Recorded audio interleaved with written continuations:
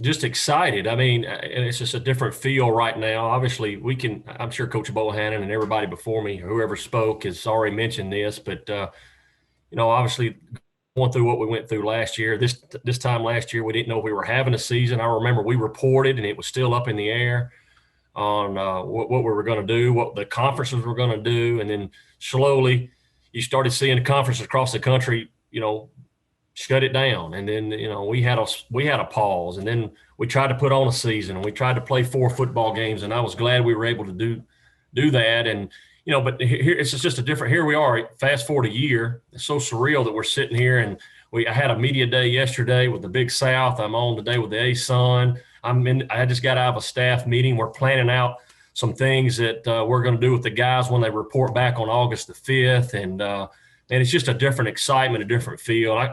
I'm knocking on wood. I hope we can keep the 11-game schedule, and I hope everything plays out like it's supposed to, because we all need this. Everybody does. These players, especially, just for their mental health. And but I'm fired up, ready to go. We'll open it up for any questions. Coach, this is Joe Medley from the Anniston Star. Just when you guys get going, ASUN full time, how big is it in terms of having an in-state rival like JSU, a team with which your school's had so much history playing over the years? How much is that going to be? Just how big is that going to be in terms of just building that brand? Well, I think it's huge. I think just right now we signed this.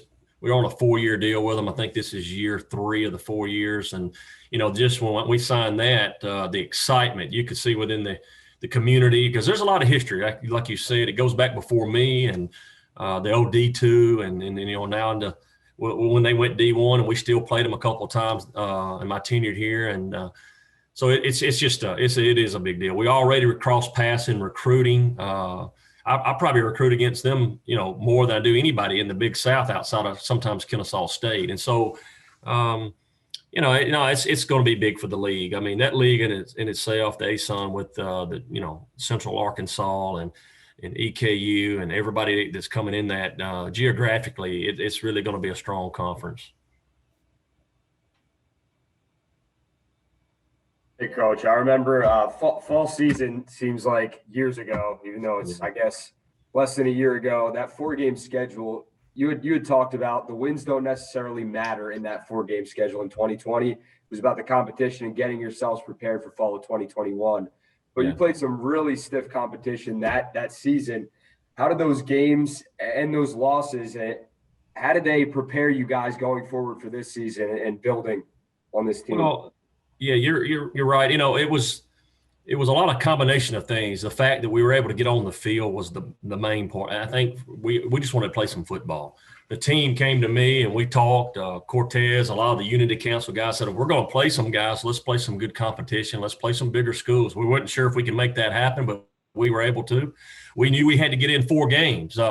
We had to play 4 games to get the year to count. As you know, we're going through a transition on top of a pandemic was going on. It was a lot.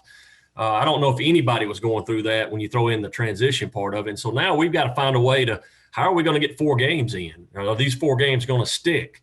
We didn't want to repeat the season. And then there was the financial component, as we all know. I mean, every school's different. We felt like we needed to play, for the, people's jobs and opportunities around here to stay at work. And so just, it was some pressure, but we felt good about the fact we were able to get out there and do that. And, no, you go to the competition by all means. I mean, BYU, Liberty were the 2 that stood out of that. And Jacksonville State, being FCS, went 9-3 if you count the fall and spring.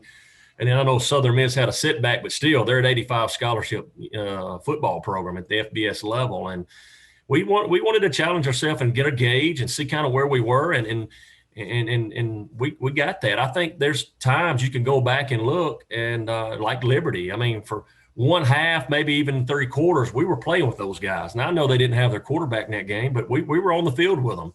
I can tell you, I know their coaches, their halftime speech was a little different. I think they were caught off guard by it. And, BYU, the score don't show it, but there were times we kind of got on them early in the game and did some things that shocked them as well. I think if we eliminated the turnovers in that game, that score would have been a little different. And so we had an opportunity to beat Southern Miss. I felt like that was one we let go. We we had that chance. We had a chance to win that football game. But no, it gives you a good feel going in because listen, if you, I don't, you know, I'm sure you guys are looking at it. I mean, that's not an easy schedule we got coming up. If you look at the schedule we got now, we open up with a Player of the Year at Southeastern Louisiana, and we, you know, you go through the, you know, 5 or 6 of these guys were nationally ranked at one point in time. I think 4 of them are ranked right now as we speak. Monmouth played Sam Houston to, you know, to move forward and played them in a really good game. And so we know Jacksonville State. So it's a challenging schedule, but I think that is going to help us with this schedule. That's what I'm hoping for. Chris, Mitchell Gladstone with the Democrat Gazette. I'm curious, you know, there's going to be obviously more teams that are going to have to come into the fold. I know there could be some shifting with realignment and FCS teams, but you guys were a Division II team that made the jump up. So I'm curious, you know, if there were other Division II teams that might be interested in making the jump up and would be a, you know, potential fit for the ASUN. I'm curious, you know, what you would tell them about making that transition, the challenges of it, and what the benefits have been for you guys. Yeah, you know, I don't know in particular any schools. You know, I'm like everybody else. You hear stuff all the time. I don't know any school in particular that's making that move right now. But, you know, my biggest thing that I've learned through this is that you got to have a good supporting cast. You got to have people around you, administrators, your coaches, and your players from top to bottom have got to understand the process, and you got to be upfront about everything. You can't hide the fact that it's going to be tough. It is going to be tough. There's nothing easy about it. It's tough when you know you got to play 11-game schedule sometimes, and it feels like exhibition football when you don't get credit for it. And so, you know, there's that motivational side of it. Well, I'm worried about motivating my players, but then sometimes I need to be motivated, and that has to come from above me. And so it's one of those deals you got to have some patience, and that's hard to do when you're a football coach, or we don't have patience. But you've got to learn to have really good patience, and you got to understand what you're about to go through and how long. I wish they would change that rule. I think it is a silly rule to wait this long to go through a process to move. I don't know who created that rule, and I'll be honest with you. I just think it's a stupid rule. 2 years, I think, should be max. If you've upheld your end on the academic side of things, the financial side of things, you can show that you've been competitive, which we have. I don't know why year 3 you can't be fully fledged, and here we go. They need to change that rule. Hey, Coach Willis, this is Mo Carter from WZDX. We talked to Coach Campbell a few weeks ago at one of your prospect camps, and he talked about the excitement that's surrounding the staff about not having as many, you know, restrictions when it comes to, you know, all the protocols and whatnot. I'd love to get your take on what the excitement level is from the staffing, knowing that, hey, you know, things are a little bit better now than what they were last year as you prepare for an upcoming season.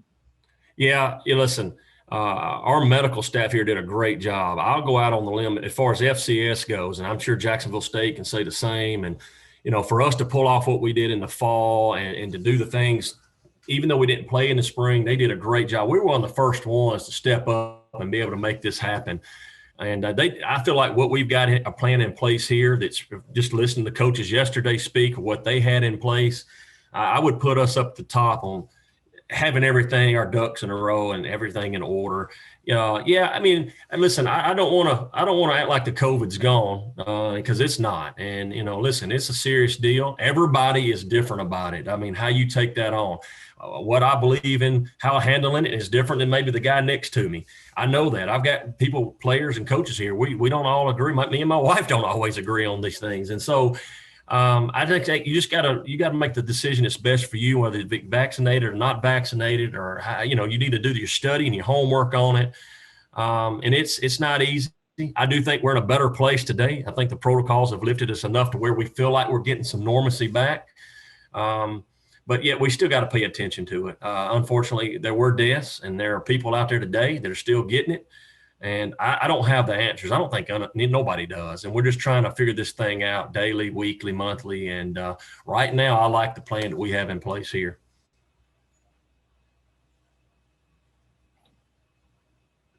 Will and Cortez, Coach obviously mentioned due to the pandemic, you guys were only able to get in 4 games last year. So how excited are you both to hopefully play a full season in 2021?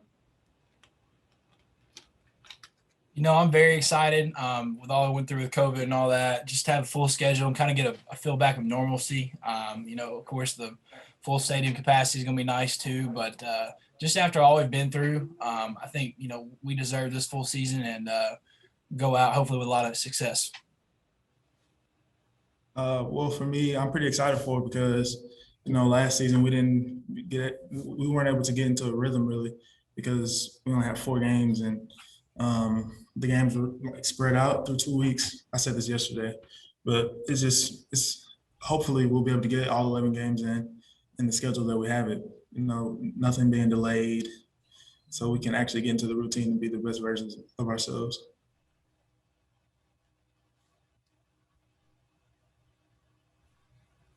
Hey, Any Will other and questions Cortez. Hey, Will and Cortez, you guys both stuck with this program through the transition, knowing what was going on going forward, the transition from D2 to. Why did you guys decide to stick with this program, and what are you most looking forward to about the full transition? This thing's almost over, not just for you guys, but for the rest of your teammates going forward as well. Speaking, this going into my senior year, going back to recruiting, I talked about this yesterday. Coach Willis kind of pitched a vision to me about, you're going to be one of the first Division I players in UNA football history. And that's huge, just, coming from such a storied program, who has had so much success over the years. And, I'm just – the biggest thing that I've taken away from this is just being bought in and, all in everything we do. And I'm glad I've been here through this transition and, hopefully this season will bring a lot of good opportunities for us. Yeah, kind of like what Will said. Basically, when I was recruited out of high school, it felt like family coming up here. It's also close to home, so that's another plus. I get to see my family. And we also been competing with the best. We play the best teams, and there's nothing better than playing good football. Hey, Will and Cortez, of course, the last couple of years, it's been no secret. UNA has not shied away from playing some stiff competition. And of course, it's going to continue this year, not only with, the conference slate, but playing the likes of Southeastern Louisiana, Chattanooga, Jacksonville State, and Nicholls State. Do you guys kind of lick your chops when you kind of take a look at that schedule on that? It's probably one of the most toughest on the FCS level? We embrace the challenge at, University of North Alabama. We're not going to shy away from anybody. We'll play the best of the best, and we've shown that year in, year out. I know some of the results haven't been what we wanted, but, it just goes back to, Coach Willis and them scheduling these games that they believe of us and think that we can, compete in these games, and I think we've shown that. Yeah, exactly. I feel like we schedule these games because we feel like that we should be on this level and that we're going to be on that level in the future. So, and the fact that we can compete with those teams shows good signs moving forward.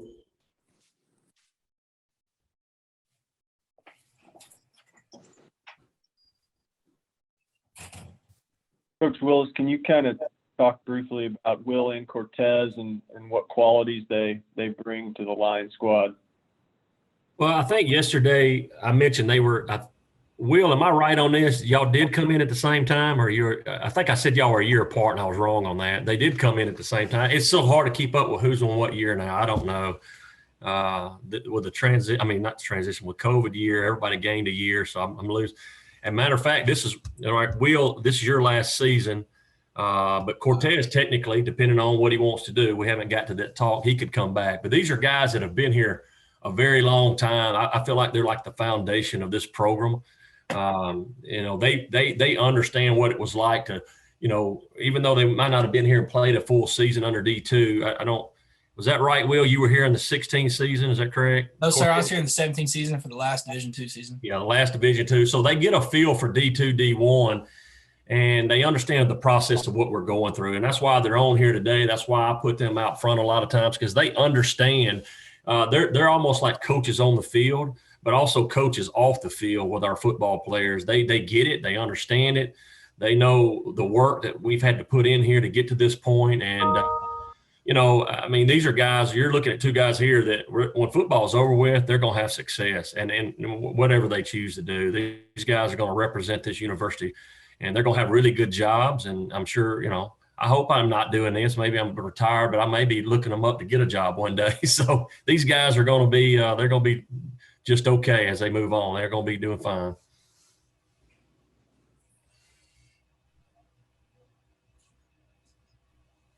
Hey, Coach Willis, you've been a part of the UNA program for quite some time now, and I know during the beginning stages of your time in Florence, you got a chance to see a guy like Will Hall go and succeed on the field, and now he's heading into his first year as a head coach of Southern Miss. What are your thoughts about his opportunity that he has, and what do you remember about him from those early years as a player?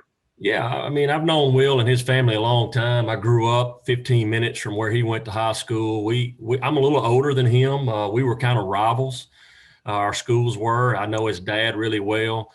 So I was a young coach when he was here. It was 02 and 03, my first 2 seasons here under Hudspeth. And no, Will come from a coaching family. I knew he was going to have success from the day we got to know him. And his dad's he is a Hall of Famer, high school coach back in Mississippi. This is what he was supposed to do. And he played quarterback that way. He was so mature back then because, wasn't very big, wasn't very fast, didn't have the strongest arm, but he got it done. And he's just always, he's going to be a coach forever. And I'm not surprised by his success. He's done well. We talk quite a bit. He keeps up with UNA. He loves and bleeds purple and gold. And, we wish him nothing but the best of luck.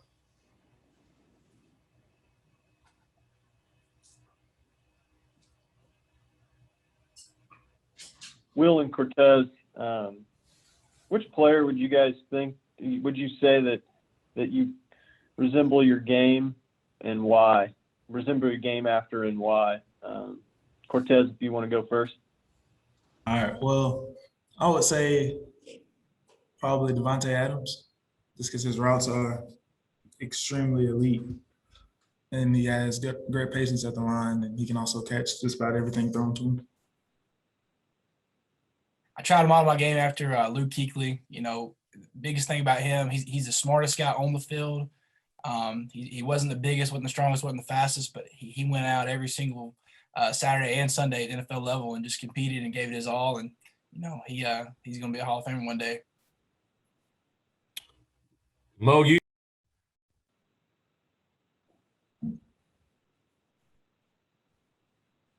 Hey, Coach, you got muted. You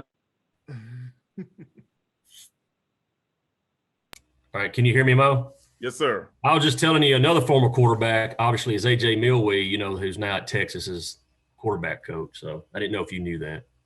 I did not, but I appreciate it. Yeah. We got time for one more question if anybody has anything.